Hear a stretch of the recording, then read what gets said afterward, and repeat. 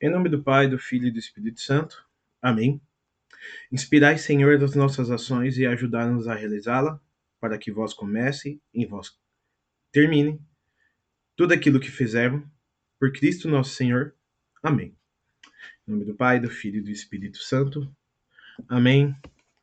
Olá, caros amigos. Continuando aqui os estudos sobre a Universidade Medieval. Espero que vocês tenham gostado do último vídeo.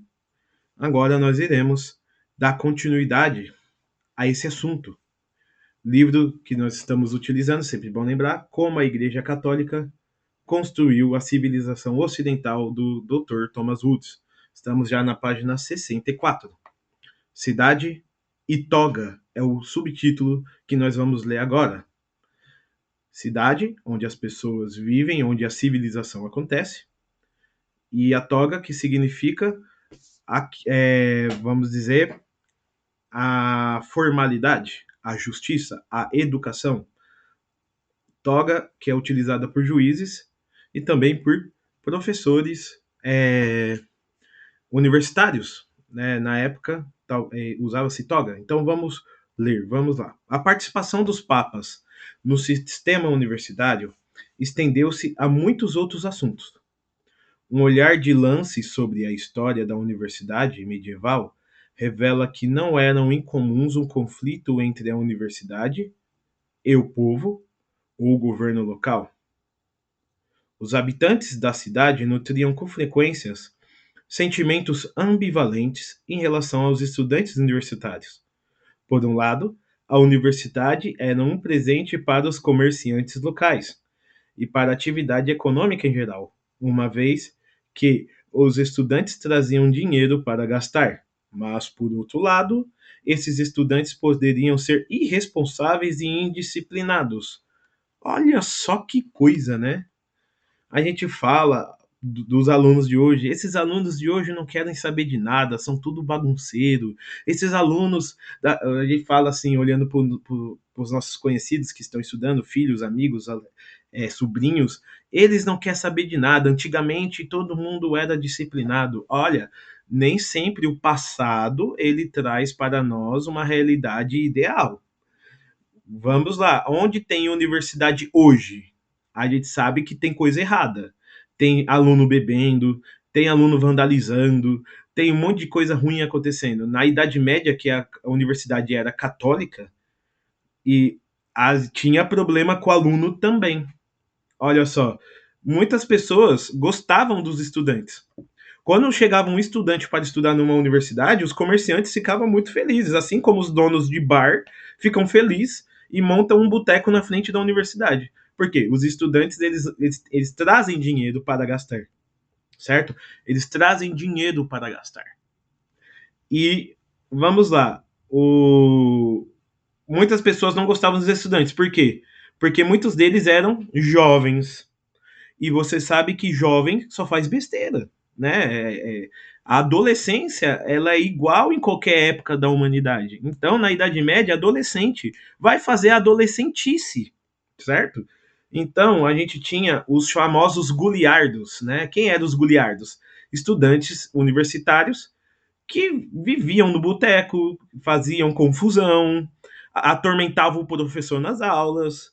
Então você vê que nunca foi na história da humanidade, o estudante sempre foi algo difícil de lidar. Né? Então muitos estudantes eles iam para essas cidades e faziam um alvoroço, um tumulto. Então muitas pessoas não gostavam desses estudantes, certo? Mas era bom para a economia, era bom para os negócios, porque muitos desses estudantes eles eram nobres, certo? Eles tinham dinheiro para gastar e o pessoal queria vender. Então, muitos gostavam da universidade pela questão econômica, muitos não gostavam porque os estudantes tiravam a paz das pessoas, certo? Qualquer coincidência com a realidade atual é só mera coincidência, né, gente? Como explicava um comentarista moderno, os habitantes das cidades em que se situavam as universidades medievais amavam o dinheiro, mas odiavam os estudantes.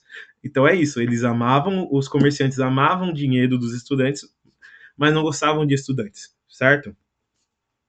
Como resultado, ouvia-se muitas vezes os estudantes e seus professores queixarem-se de que eram tratados com abuso pelos cidadãos locais, com dureza pela polícia, desatendidos nas suas demandas legais e ludibriado nos preços dos aluguéis, dos alimentos e dos livros. Então tem essa, né? Como a universidade ela é uma um lugar que acolhe pessoas de qualquer lugar do mundo, você vai ter um lugar cheio de estrangeiros.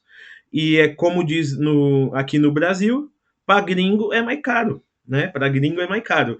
E você vê que essa lógica funciona na Idade Média também.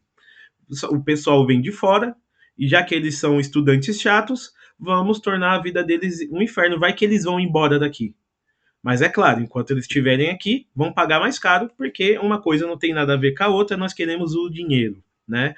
Então, você era um professor que veio de outro país, ou você era um estudante que veio de outro país estudar numa universidade, por exemplo, você veio estudar na Sorbonne, lá e na França, em Paris, certo? Universidade de Paris.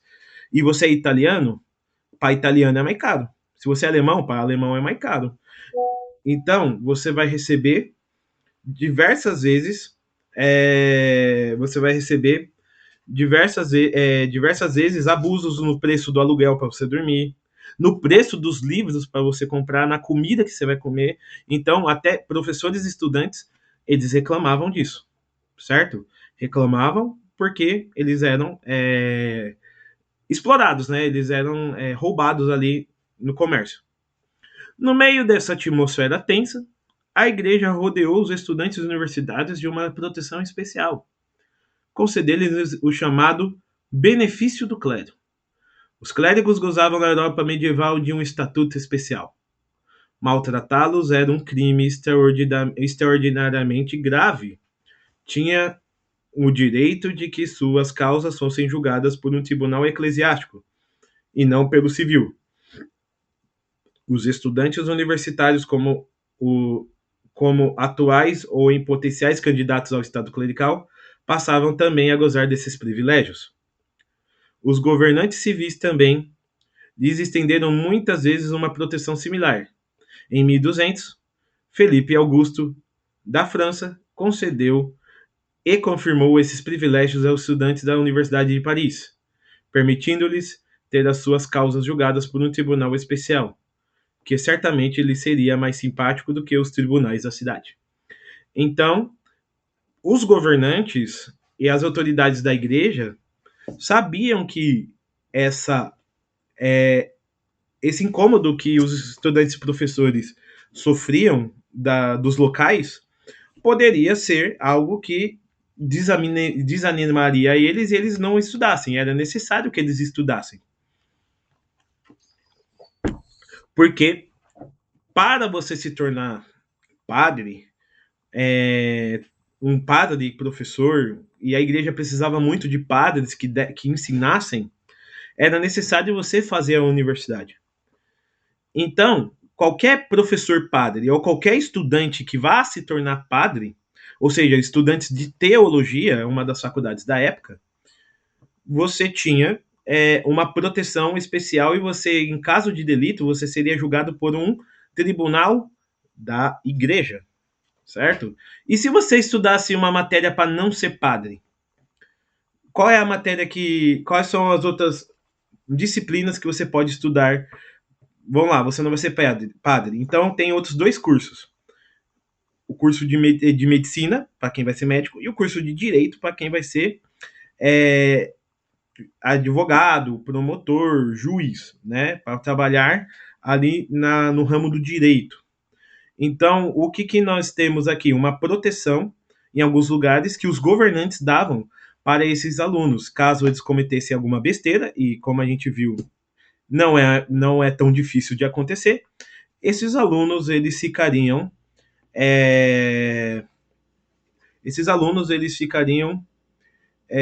protegidos e seriam julgados por um tribunal especial que seria bem melhor do que um tribunal da cidade medieval, certo? Com essas proteções legais, ficou mais seguro ir estudar. Lembrando que a Idade Média não tem celular, você vai sair da sua casa, não consegue falar com seu pai, com a sua mãe, somente por carta, certo? E se alguém mexer com você, você não consegue ligar para o seu papai e nem para sua mamãe. Então, é muito necessário essas proteções dadas pela igreja e pelos poderes civis para a proteção, para que o estudante possa estudar, certo? Os papas, página 65, intervieram em defesa da universidade em numeradas ocasiões. Em 1220, o Papa Honório III pôs-se ao lado dos professores de Bolonha, que protestavam contra as violações de suas liberdades. Quando o chanceler de Paris insistiu em que se jurasse lealdade à sua pessoa, o Papa Inocêncio III interveio. Em 1231, perante a intromissão das autoridades diocesanas legais na autonomia institucional da universidade, o Papa Gregório IX lançou a bula Parens e cientiaram em favor dos mestres de Paris. Nesse documento, concedeu efetivamente à Universidade de Paris o direito à autonomia de governo, com o qual podia elaborar suas próprias regras a respeito dos cursos e pesquisas. Submeteu-se diretamente à jurisdição pontifícia, emancipando-a na interferência diocesana. Ou seja, como eu falei no vídeo anterior, poderes de governo e poderes da igreja locais tentavam interferir nas universidades.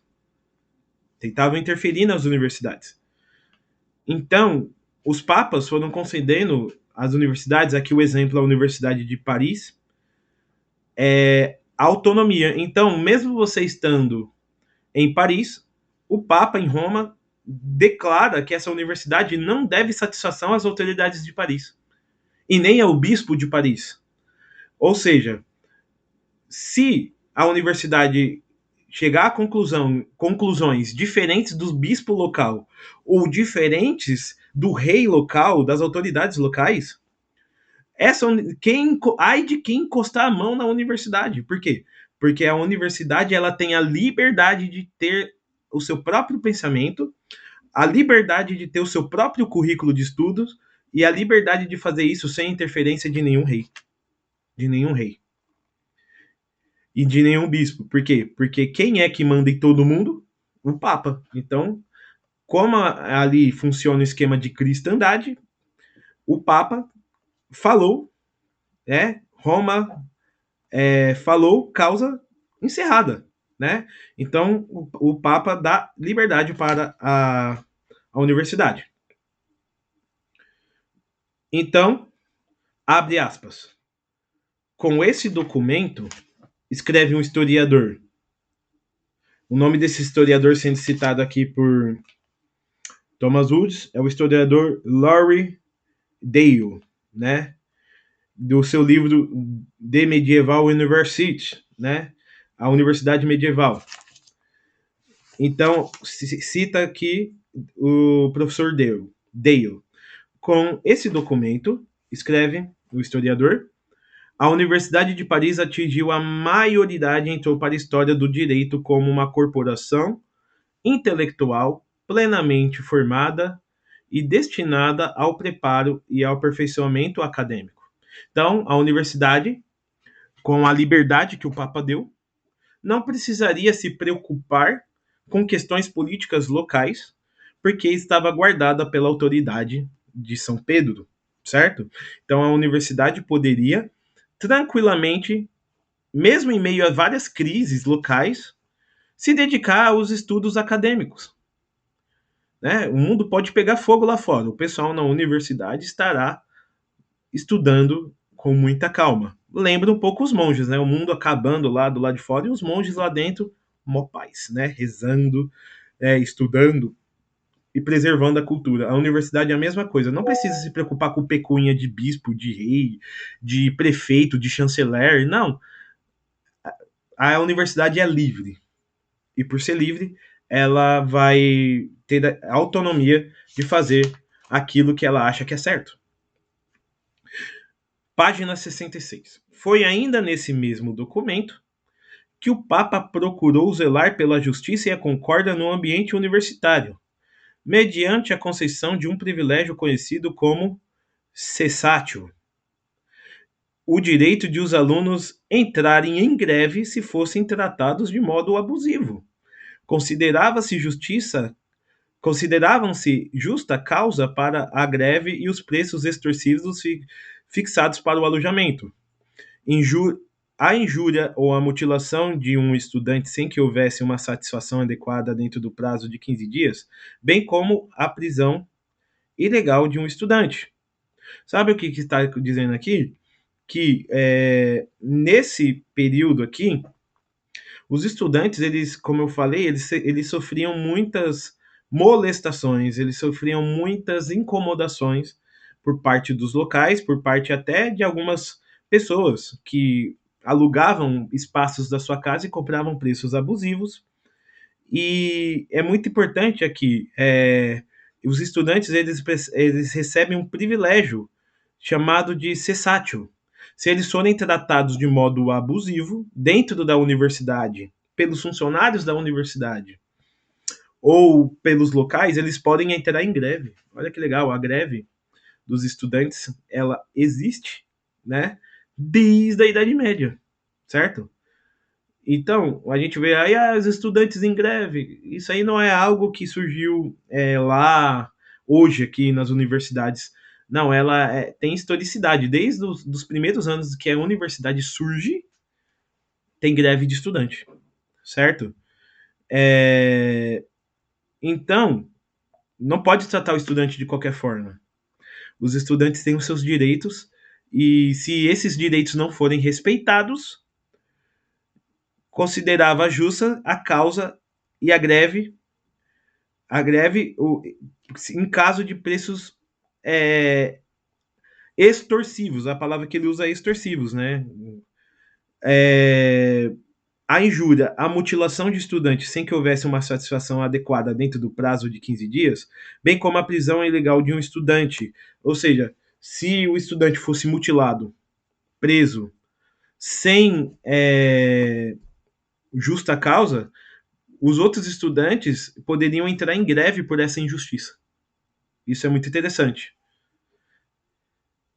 Continuando, tornou-se comum que as universidades remetessem suas queixas ao Papa. Em várias ocasiões, os pontífices interviram para obrigar as autoridades universitárias a pagar os professores os seus salários. Assim o fizeram Bonifácio VIII, Clemente V, Clemente VI e Gregório IX.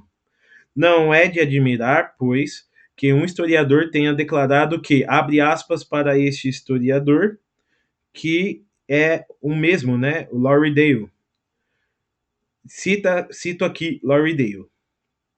O mais sólido e confiável protetor das universidades foi o Papa de Roma. Foi ele em quem lhes concedeu, aumentou e protegeu o estatuto privilegiado em um mundo de frequentes conflitos de jurisdições. Então, as universidades, se tivesse qualquer problema, elas recorriam diretamente ao Papa. Os professores da universidade, se fossem não recebessem o seu salário, eles recorriam diretamente ao Papa. E o Papa, ele fazia com que os mestres locais pagassem o que deviam para os seus professores, né? As universidades locais pagassem o que devia para os seus professores. E assim, né? Vamos para a página 67. Mas o que a gente percebe? Que a universidade, ela não em termos de clima acadêmico, era um lugar de debate, era um lugar de treta. Né? A universidade medieval tinha muita treta, tinha até prisão para aluno desobediente. Né? Se você for lá na Universidade de Coimbra, em Portugal, né? Ou tinha lá um calabouço que colocava os estudantes desobedientes ou professores que não obedecessem às regras. Idade Média, gente, a gente sabe que as punições eram diferentes das de hoje, né? E ninguém falava que isso era um absurdo porque era o normal da época, né? No seu estágio inicial, página 67, a universidade carecia de edifícios ou de um campus próprio.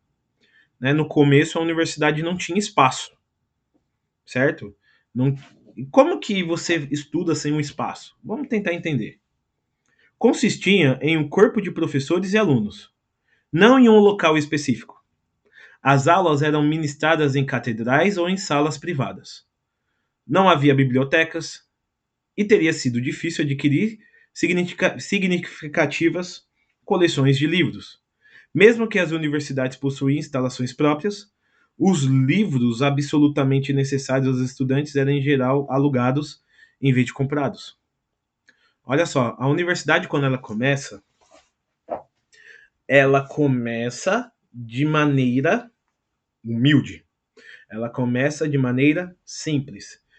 Quando a igreja aprovou as universidades, não é que, olha só, eles começaram a construir um prédio para o pessoal estudar. Não. As universidades começam com corpos de professores e alunos. O que isso significa? Que um aluno gosta de um professor, não só ele como vários, e esse professor vai dar aula onde? Onde tiver lugar. Então, às vezes, eles entravam na catedral e o professor dava aula lá dentro da igreja. Ou às vezes eles iam para salas alugadas privadas, não tinha biblioteca e o aluno que se virasse para achar o livro. Achou o livro, era caro comprar, então o que eles faziam? Alugavam. Quem é que fornecia esses livros? As catedrais, os mosteiros, né? E você poderia alugar esses livros. Lembrando que, na Idade Média, livro é um artigo de luxo.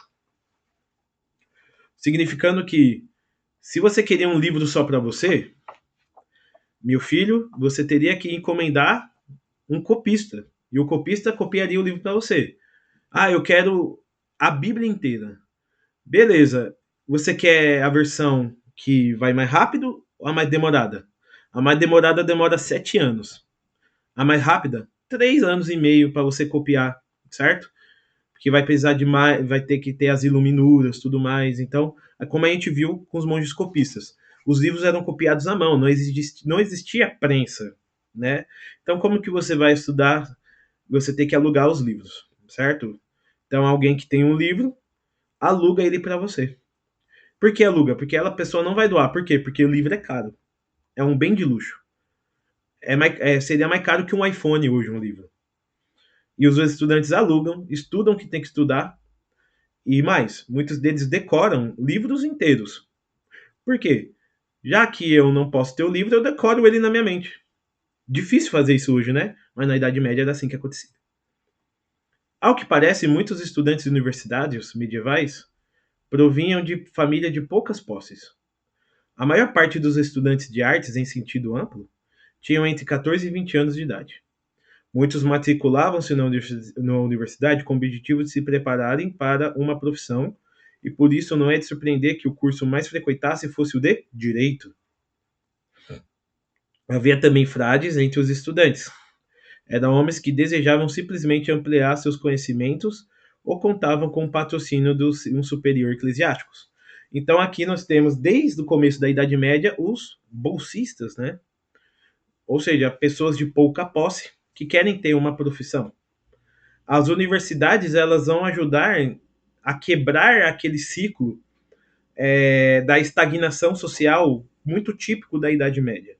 A Idade Média, se você é nobre, tu é nobre. Se você é camponês, tu é camponês. E assim, o estudo vai servir também como uma maneira de você se fixar em uma profissão de prestígio.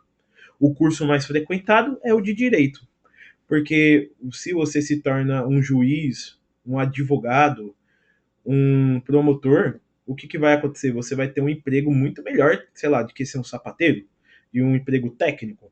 Então, você vai se tornar uma pessoa muito mais bem remunerada e socialmente mais elevada, certo? E a universidade, ela tem essas questões.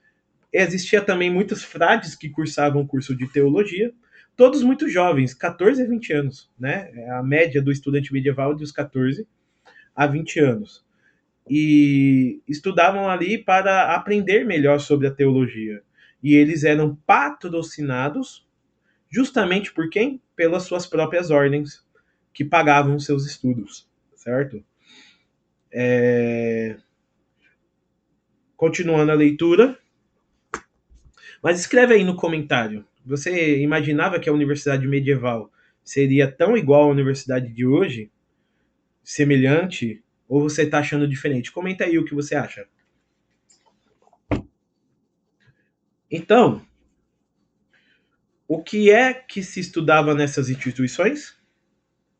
Vamos entender o currículo que se estuda na Idade Média. Começava-se pelas 7 artes liberais.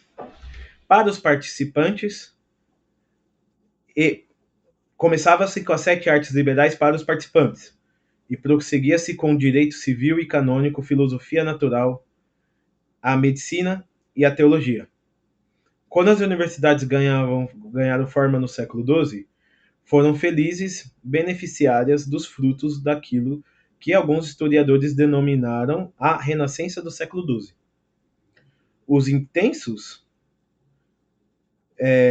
os intensos esforços de tradução permitiam recuperar muitas das obras do mundo antigo, sobre a geometria euclidiana, a lógica, a metafísica, a filosofia natural, a ética aristotélica, bem como as obras de medicina de Galeno. Também os estudos jurídicos começaram a florescer, particularmente em Bolonha, quando foi descoberto o Digesto, coleção das decisões dos jurisconsultos romanos mais célebres, transformadas à lei e integradas no Corpus Juris Civilis, pelo imperador Justiniano no século VI, e que está na base de todos os códigos civis modernos.